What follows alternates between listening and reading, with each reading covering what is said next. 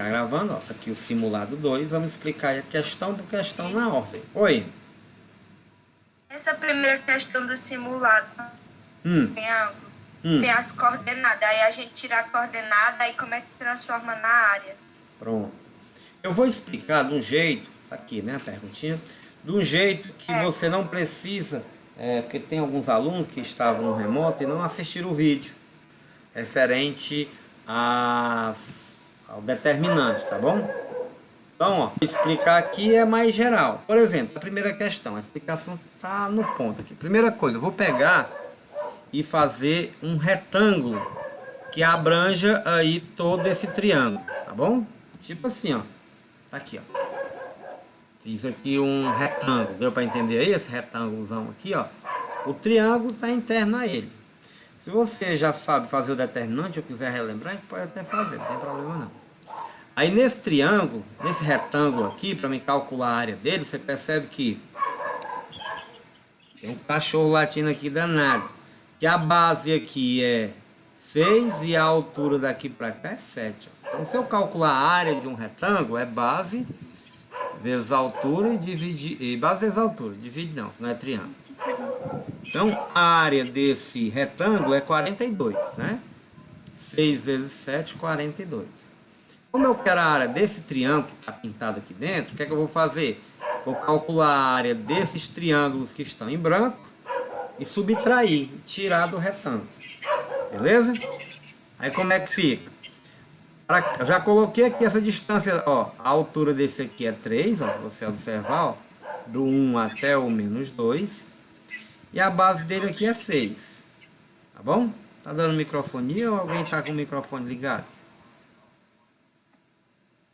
Pronto. Então, ó, vou calcular a área desse triângulo aqui, tá bom? Desse aqui. Área do triângulo 1, que é esse triângulo aqui, triângulo 1. Para depois subtrair da área do retângulo. A área do triângulo 1 é base vezes altura dividido por 2. A base é 6 e a altura é 3. 6 vezes 3, 18. Aqui o 18. E a metade de 18 é 9. Pronto. Calculei a área do primeiro triângulo. Deu 9. Ó, tá aqui. Vou até apagar esse monte de risco que ficou aqui. Então a área desse triângulo aqui deu 9. Então, por que eu estou calculando? Repito, é para tirar, né, essa área desse ponto aqui. Agora eu vou calcular a área desse outro triângulo aqui, ó, que tem essa distância, no caso a base e a altura, tudo 4, né? Você pode escolher até o lado da base. Então é o seguinte, vou lá fazer aqui bonitinho, a área do triângulo 2, né? Já sei que isso aqui é 9, esse triângulo aqui, agora do triângulo 2 é 4 vezes 4, dividido para 2. E 4 vezes 4 dividido para 2 vai dar 16 dividido para 2, que é 8. Então, o outro triângulo aqui tem área igual a 8. Tá bom? Tá repetindo aqui, mas vocês dá para entender que esse triângulo aí é fácil de calcular a área. E usando o mesmo princípio, eu posso calcular a área do último triângulo, 7 vezes 2, que é 14, e a metade de 14 é 7. Então, resumindo, fiz aqui um retângulo. Isso é bom para você fazer de qualquer área, de qualquer figura, não só do triângulo, que o triângulo você usa as coordenadas, né? E fica até razoável se você usar o determinante. Mas aqui o que é que foi feito? Uma explicação para quem não viu o determinante. Você vê aqui que a base você pode separar esses valores, ó, e calcular a base vezes a altura dividido por 2. E agora eu tenho o que? A área dos triângulos, que não é o triângulo que eu quero, que é esse do meio. Então o que é que eu faço? Eu vou pegar essa área aqui, ó, a área total do retângulo, e subtrair as outras áreas dos triângulos, tá bom? Então os triângulos têm área 7, 8 e 9. Se eu somar essas áreas aqui, ó, aqui deu 9, né? Deu 9 aqui, não tá riscando. Isso, cara. Aqui deu 9, aqui deu 8 e aqui deu 7. Já que aparece, que não tá na sequência. Somei, deu 24. Então, subtrai do 42. Ó. 42 menos 24 deu 18. Então, a resposta, né, para essa questão é 18. Se você aplicar o determinante, pegando os pontos, você também vai encontrar igual a 18. Questão de número 2 diz o seguinte. Uma empresa cobra um certo valor em reais para o aluguel de veículos por um determinado intervalo de tempo em horas. O gráfico a seguir representa a relação existente entre o valor cobrado e o tempo em horas nessa empresa. Considerando que essa relação é uma função do primeiro grau, ou seja, uma reta, determine a equação da reta que melhor representa essa relação. Então você observa que a empresa, né, cobra em reais, está aqui o valor em reais, de acordo com o tempo. Então se você pegar o carro, já paga R$25 de entrada. E uma hora depois você vai pagar 40, né? A interpretação é essa. 1h, 40. Qual é a próxima hora? Não interessa, que a pergunta aqui é só para identificar qual é a função. Para identificar qual é a função, você observa o seguinte, ó. O coeficiente linear é 25. Então significa o quê? Vê se eu escrevi aqui. Significa o quê? Que o 25 vai aparecer isolado, né? Esse 25 é o que é adicionado depois. Então só tem dois itens que tem o 25. Olha aí, só o item C e o item D. Então 25 é o valor independente, ou a gente chama de coeficiente linear, tá bom? Aí para identificar se é o item A, aliás, se é o item C ou o item D, não dá para saber, porque o 20 e o 15 são positivos, logo a função é crescente, a gente está vendo, né, que ela é crescente. Então a gente vai tirar o coeficiente angular, que é o 20 ou 15, eu sei. Para tirar o coeficiente angular, você imagina aqui um triângulo retângulo, ó, nesse intervalo aqui, ó, vai trazer para cá, ó, esse mesmo triângulo eu coloquei aqui, em que essa distância aqui, ó, que seria aqui o cateto adjacente a esse ângulo, tá bom? Seria esse valor de 1, né? Entre o 0 e 1 dá 1. E esse cateto oposto ao ângulo, que é 40 menos 25, dá 15, beleza?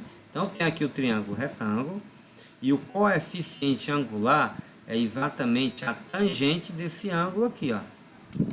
Ó, professor, tangente. Tangente é o quê? É só dividir o cateto oposto pelo cateto adjacente. Se eu dividir 15 para 1, vai dar 15. Pronto, matou a questão. É item D, tá bom? Se eu dividir, né, eu vou encontrar o coeficiente angular. Aí como é que encontrou 15? Vou repetir, ó. É a diferença entre o 40 e o 25, tá? 15. Como é que encontro 1? É a diferença de 1 menos o 0.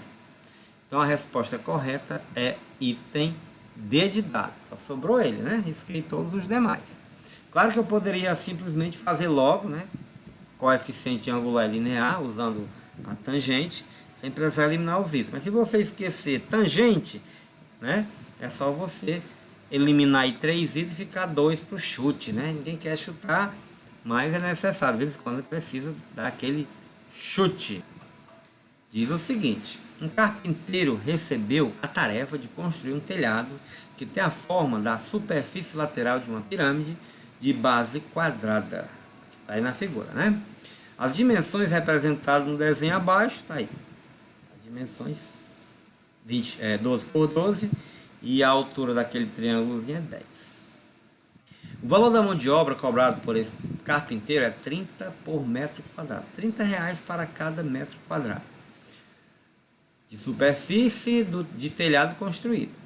O valor cobrado por esse carpinteiro para construir esse telhado é... Então a primeira coisa que eu vou fazer é calcular a área dessa pirâmide, a área lateral, tá bom? Chegou um aluno, vamos colocar ele para dentro da sala.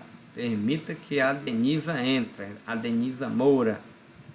Então vamos lá, continuando. Então a primeira coisa, eu vou calcular a área dessa parte, só de um triângulo desse aqui, ó. Você entender esse triângulo aqui. E para calcular a área do triângulo é base vezes a altura, divide para 2. Então tá aqui. A base é 12, a altura dele, né? Aqui seria o apótema, mas do triângulo é a altura, né? 12 vezes 10 dá 120 e a metade de 120 é 60 metros quadrados. Quer dizer que só um lado desse telhado aí consta que é 60 metros quadrados. Mas ele quer o telhado inteiro. Você percebe que no telhado aqui vai ter 4 triângulos. Tem esse aqui da frente, tem esse aqui de trás, tem esse outro aqui atrás. Então são 4 triângulos. Para saber a área total, a área lateral, é só multiplicar os 60 metros por 4. C vezes 4, 24. 6 vezes 4 é 24. Acrescenta mais um zero, então tenho uma área total do telhado, tá aí AT, né? De 240 metros quadrados. Tá respondido? Tá não, porque eu preciso saber quanto é que vai custar. Então, para saber qual é o valor, basta que eu multiplique, né, esse 240 metros pelo valor do metro quadrado, que é R$30. E no caso é 240 vezes 30. E 240 vezes 30, fazendo o cálculo bonitinho aí de lado, você vai ver que vai dar R$7.200, que tá aqui o item A, né? Show de bola. Essa foi moleza. Então, na 4 temos um polinômio, tá bom? Aparentemente difícil. Observe o polinômio a seguir, tá aí. P de x, x menos 4, x mais 8 e x mais 3. Quem são as raízes? As raízes nada mais é do que o número que vai zerar o polinômio. Por exemplo, o primeiro, olha, está dizendo aí a frasinha. Raízes de um polinômio são valores que zeram a expressão. Então, eu vou pegar o primeiro termo aqui que está multiplicando, ó, esse termo aqui, ó, x menos 4. Se o x menos 4 for zero, todo o polinômio vai zerar. Basta que ele seja zero. Por quê? Porque está tudo multiplicando. Todos os termos aqui são multiplicados, os três termos. Então, se um for zero, ele fica zero. Então, se o x menos 4 for igual a zero, já era. O polinômio vai zerar. E esse número que zerar aqui, o x menos 4, vai ser uma raiz. Quem é que vai zerar aqui essa expressão? Qual o número que eu coloco no lugar do x que vai zerar a expressão? Se eu colocar 4, vai zerar. 4 menos 4 é zero. Então, pode dizer que 4 é uma raiz desse polinômio. Assim como eu pegar o segundo termo, x mais 8. Qual o número que eu coloco aqui no lugar do x que vai zerar esse termo? O menos 8. Se eu colocar menos 8 mais 8, vai dar zero. Então, menos 8 também é raiz. Porque se eu colocar menos 8 aqui, claro, se eu colocar em todos os valores de x o menos 8, eu sei que esse valor aqui vai dar zero. E se esse valor aqui der zero, os outros não importa, né? Vai multiplicar por zero e já era. E o último, x menos 3, qual o número que eu coloco no lugar do x? E vai dar, no caso, x mais 3, né? Se eu colocar o menos 3, ó, menos 3 mais 3 também dá zero. Logo, as raízes desse polinômio é o 4, o menos 8 e o menos 3. São números que zera cada um desses termos. Beleza? Pura? Item E.